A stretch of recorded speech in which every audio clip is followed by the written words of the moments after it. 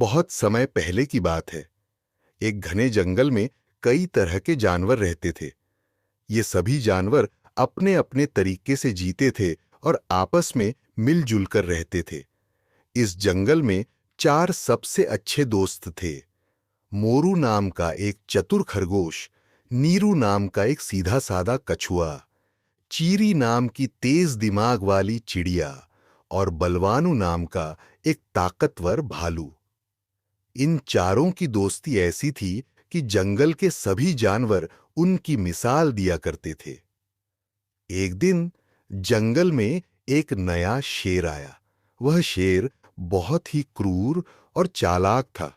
उसने आते ही जंगल पर अपना हुकूमत जमाने की कोशिश की और हर जानवर को धमकाना शुरू कर दिया।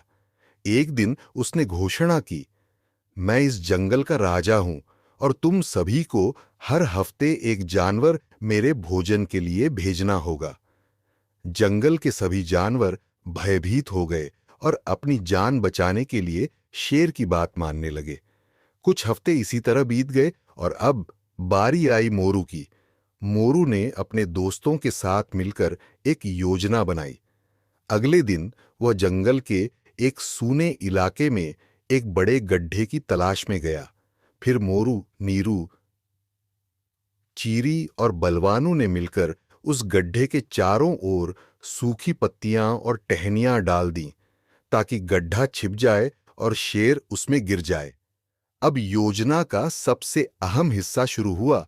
मोरू गड्ढे के पास गया और जोर जोर से चिल्लाने लगा, ओह, जंगल में एक नया शेर आ गया है और वह सबसे ताकतवर है। मोरू की आवाज सुनकर जंगल के सारे जानवर वहां इकट्ठे हो गए। यहां तक कि शेर को भी इस नए शेर की खबर मिल गई और वह गुस्से में उबल पड़ा। गुस्से से भरा शेर गड्ढे के पास पहुंच गया और मोरू से गरजते हुए बोला, बताओ, कहां है वो शेर? मोरू ने मुस्कुराते हुए जवाब दिया, महाराज, वह इसी गड्ढे में है, आप खुद ही देख लीजिए। जैसे ही शेर ने गड्ढे के अंदर झांका, उसने अपनी ही परछाई देखी और उसे दूसरा शेर समझ बैठा। गुस्से में उबलते हुए उसने अपनी परछाई को ललकारा और गड्ढे में कूद गया। गड्ढा बहुत गहरा और चिकना था, इसलिए शेर बाहर नहीं निकल सका।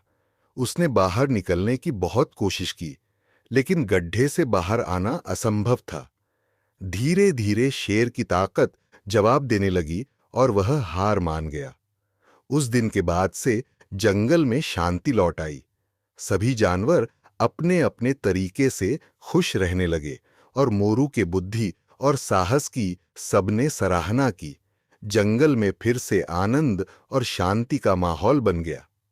सीख: इस कहानी से हमें यह शिक्षा मिलती है कि समझदारी और साहस से किसी भी कठिनाई का समाधान निकाला जा सकता है।